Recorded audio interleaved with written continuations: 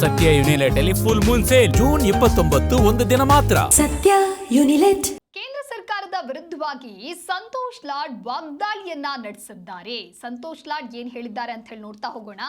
Digital India ಅಂತ ಹೇಳಿ ದೊಡ್ಡ ಭಾಷಣ ಮಾಡ್ತಾರೆ. ಇವರಿಗೆ ಡಿಜಿಟಲ್ ವೋಟರ್ ಲಿಸ್ಟ್ ಅನ್ನ ಕೊಡೋದಕ್ಕಾಗೋದಿಲ್ಲ. ಈ ರೀತಿ ಕೇಂದ್ರ ಸರ್ಕಾರದ ವಿರುದ್ಧ ಸಂತೋಷ್ ಲಾಡ್ ಕಿಡಿಕಾರಿದ್ದಾರೆ. 12 ವರ್ಷದಿಂದ ಬರೀ ಕಾಂಗ್ರೆಸ್ಗೆ ಬೈಯೋದೇ ಆಗೋಯ್ತು.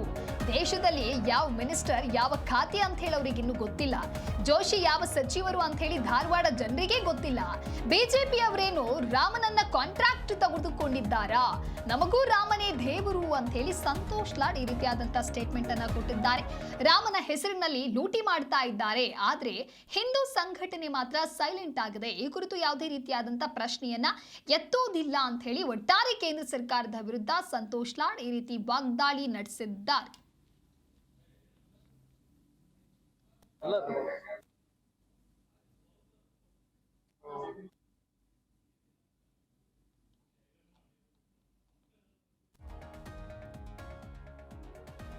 ಕೇಂದ್ರ ಸರ್ಕಾರದ ವಿರುದ್ಧವಾಗಿ ಸಂತೋಷ್ ಲಾಡ್ ಕಿಡಿಕಾರಿದ್ದಾರೆ.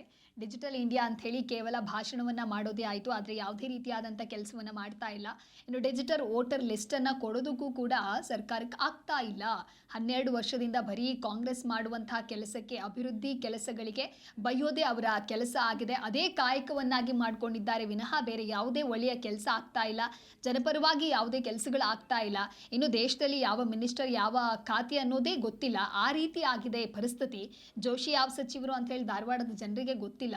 ಬಿಜೆಪಿ ಅವರೇನು ರಾಮನನ್ನ ಕಾಂಟ್ರಾಕ್ಟ್ ತೆಗೆದುಕೊಂಡಿದ್ದಾರಾ ಅನ್ನುವಂಥ ನಿಟ್ಟಿನಲ್ಲಿಯೂ ಕೂಡ ಬಿಜೆಪಿಯ ವಿರುದ್ಧವಾಗಿ ಈ ರೀತಿ ಹರಿಹಾಯ್ದಿದ್ದಾರೆ. ನಮಗೂ ರಾಮನೇ ದೇವರು ಅಂತ ಹೇಳಿ ಸಂತೋಷ್ ಲಾಡ್ ಈ ರೀತಿ ಕೌಂಟರ್ ಕೊಡುವ ಕೆಲಸವನ್ನು ಮಾಡಿದ್ದಾರೆ. ರಾಮನ ಹೆಸರು ಹೇಳ್ಕೊಂಡು ಲೂಟಿ ಮಾಡುವಂಥ ಕೆಲಸವನ್ನ ಬಿಜೆಪಿ ಮಾಡ್ತಾ ಇದೆ. ಇಷ್ಟೆಲ್ಲ ಆಗ್ತಾ ಇದ್ರೂ ಕೂಡ, ಇಷ್ಟೆಲ್ಲ ಅನ್ಯಾಯವಾಗ್ತಿದ್ರೂ ಕೂಡ ಹಿಂದೂ ಸಂಘಟನೆ ಮಾತ್ರ ಪ್ರಶ್ನೆಯನ್ನ ಮಾಡ್ತಾ ಇಲ್ಲ, ಇದರ ಬಗ್ಗೆ ವಾದವನ್ನ ಮಾಡ್ತಾ ಇಲ್ಲ. ಸೈಲೆಂಟ್ ಆಗಿ ಕೂತಿದೆ ಹಿಂದೂ ಸಂಘಟನೆ. ಯಾಕೆ ಈ ರೀತಿಯಾದಂತಹ ನಡೆ ಅನ್ನುವ ವಿಚಾರವನ್ನ ಕೂಡ ಸಂತೋಷ್ ಲಾಡ್ ಇಲ್ಲಿ ಪ್ರಶ್ನೆ ಮಾಡುವಂತ ಕೆಲಸವನ್ನ ಮಾಡಿದ್ದಾರೆ. ಒಟ್ಟಾರೆಯಾಗಿ ಡಿಜಿಟಲ್ ಇಂಡಿಯಾದ ಕುರಿತಂತೆ ಭಾಷಣ ಮಾಡೋದು ಒಂದೇ ಆಯಿತು, ಯಾವುದೇ ಕೆಲಸ ಅಥವಾ ಯಾವುದೇ ಯೋಜನೆಯನ್ನ ಕಾರ್ಯರೂಪಕ್ಕೆ ತರುವಂತಹ ನಿಟ್ಟಿನಲ್ಲಿ ಇವರು ವರ್ಕ್ ಮಾಡ್ತಾ ಇಲ್ಲ ಅಂತ ಕೇಂದ್ರ ಸರ್ಕಾರದ ವಿರುದ್ಧ ಸಂತೋಷ್ ಲಾಡ್ ಕಿಡಿಕಾರಿದ್ದಾರೆ.